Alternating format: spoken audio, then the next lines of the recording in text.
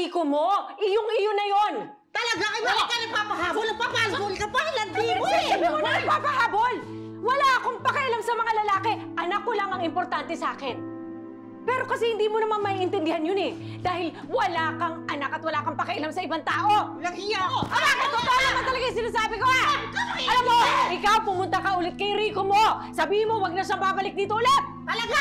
Pumunta ka na doon! Pumunta ka na kay Rico mo! Umalis ka na dito! Pumunta ka doon! Tumigil ka! Nena! Naku! Alis na nga kayo! Tuwa ka! Malandi! Hindi!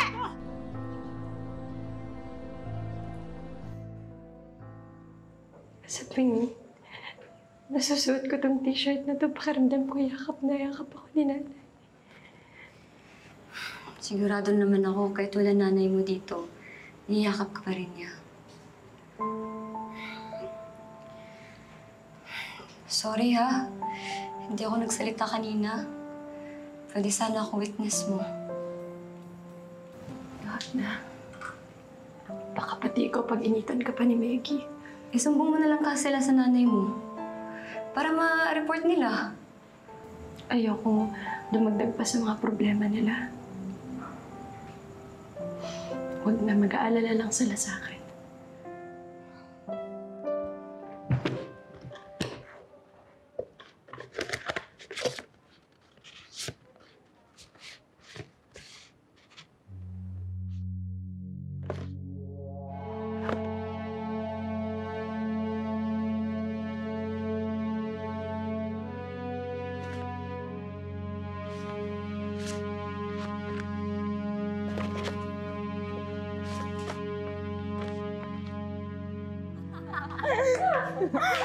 Konting drama, konting acting. Hayward agad. Uy! Bakit mo pinagdidiinan na ako sumunog ng gamit mo? Alam mo namang hindi totoo. Ha? Eh, alam ko yun yung totoo eh. Alam mong hindi ako, Maggie. O baka naman ikaw. Sinadya mong gawin yun para ako yung pagbintangan. In fairness, Celine. Talino ka rin pala. Alam mong masisira yung record ko sa ginawa mo. Alam mong mapupunta ako sa totoong kulungan. Hindi okay. Yun nga yung gusto ko eh.